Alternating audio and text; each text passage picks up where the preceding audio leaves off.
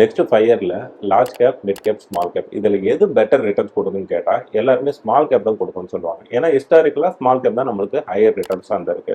அதுக்கப்புறம் பார்த்தீங்கன்னா mid cap வந்திருக்கும். பட் நம்ம அதை மட்டுமே வச்சு ஃபியூச்சரை நம்ம ப்ரெடிக்ட் பண்ணக்கூடாது. அப்போ எப்படி இதை கால்குலேட் பண்ணலாம்னு கேட்டிங்கன்னா, இந்த இன்ஸ்டிடியூஷன்ல இதை எப்படி கால்குலேட் பண்ணுவாங்கன்னு பார்த்தீங்கன்னா, அவங்க 2 இம்பார்ட்டன்ட் டேட்டா யூஸ் பண்ணுவாங்க. ஒன்று பார்த்தீங்கன்னா, இந்த செக்மெண்ட்டோட கரண்ட் வேல்யூவேஷன் எப்படி இருக்கு, ஃபியூச்சர்ல இது வேல்யூவேஷன் எப்படி இருக்கும் அப்படின்றத செக் பண்ணுவாங்க. அதே மாதிரி இந்த செக்மெண்ட்டோட எர்னிங் growth எப்படி இருக்கும் வருஷம் வருஷம் அப்படின்றதையும் ப்ரொஜெக்ட் பண்ணுவாங்க. இது ரெண்டுத்தையும் சேர்த்து நம்ம கால்குலேட் பண்ணி பார்க்குறப்போ ஃபியூச்சர்ல இது என்ன ரிட்டர்ன்ஸ் நம்மளுக்கு கொடுக்கும் அப்படின்றத ப்ரெடிக்ட் பண்ணுறதுக்கு ஓரளவுக்கு யூஸ்ஃபுல்லாக இருக்கும். இதை நான் உங்களுக்கு ஸ்டெப் பை ஸ்டெப் கால்குலேட் பண்ணி காட்டுறேன். இந்த சேனலுக்கு நீங்கள் புதுசாக இருந்தீங்கன்னா இந்த வீடியோ ஒரு 2 மினிட்ஸ் பாருங்க. ஏதாச்சும் புதுசாக நீங்கள் கற்றுக்கணும்னு நினச்சிங்கன்னா அப்போ நீங்கள் சேனலுக்கு சப்ஸ்கிரைப்.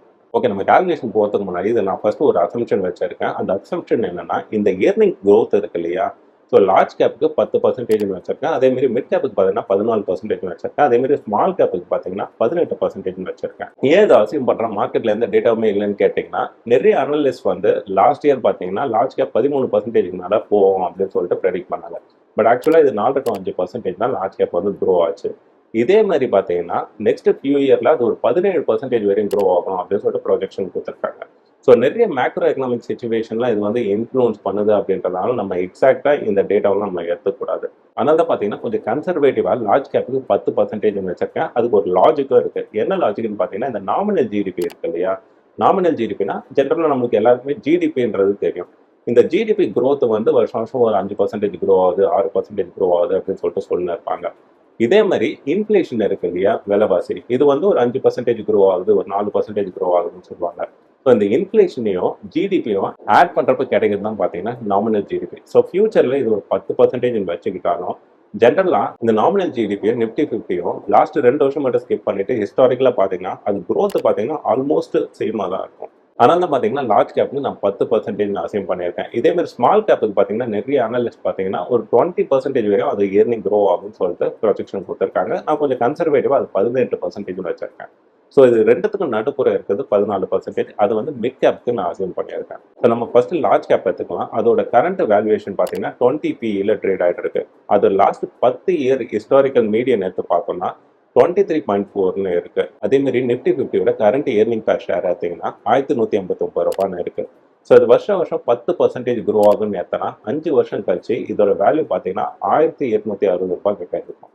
இப்போ 1860 ரூபாய் மல்டிப்ளைட் பை அந்த மீடியன் பி 23ன்னு இருக்கு இல்லையா, இது ரெண்டுத்தையும் நம்ம மல்டிப்ளை பண்ணும்போது நம்மளுக்கு 5 வருஷம் கழிச்சு நிஃப்டி 50யோட வேல்யூ என்ன இருக்குன்னா 43,600 ரூபாய் சொச்சம் கிட்ட இருக்கும். இப்போ கரண்ட்டாக நிஃப்டி 50 பார்த்தீங்கன்னா 24,000 சொச்சத்தில் ட்ரேட் ஆகிட்டு இருக்கு. அப்போ ஃபியூச்சரில் 43,000 வரையும் போகிறதுக்கான ப்ராபபிலிட்டி இருக்கு. இது ரெண்டுத்துக்கும் உள்ள டிஃப்ரென்ஸை நம்ம ஆவரேஜ் பண்ணி பார்த்தா நம்மளுக்கு ஒரு 12லேருந்து 13% வரைக்கும் இது ரிட்டர்ன் கொடுக்கறதுக்கான பாசிபிலிட்டி இருக்கு. இதே மாதிரி மிட் கேப் எடுத்து பார்த்தீங்கன்னா அதோட கரண்ட் வேல்யூவேஷனும் 10 வருஷம் மீடியன் பியும் பார்த்தீங்கன்னா ஆல்மோஸ்ட் சேமாக தான் இருக்கு. ஸோ இதோட இயர்னிங் growth வந்து நம்ம 14% இருக்குன்னு சொன்னோம். ஸோ இந்த டேட்டா வச்சு நம்ம கால்குலேட் பண்ணி பார்க்குறப்ப நிஃப்டி மேக்கப் 150 பார்த்தீங்கன்னா 44,000 சொச்சம் வரையும் போகிறதுக்கான பாசிபிலிட்டி இருக்கு நெக்ஸ்ட் 5 வருஷத்துல. அப்போ கரண்ட் மார்க்கெட் ப்ரைஸ்லேருந்து நம்ம செக் பண்ணி பார்த்தா அது ஒரு 14% கிட்ட ஆவரேஜ் ரிட்டர்ன் கொடுக்க ப்ராபபிலிட்டி இருக்கு.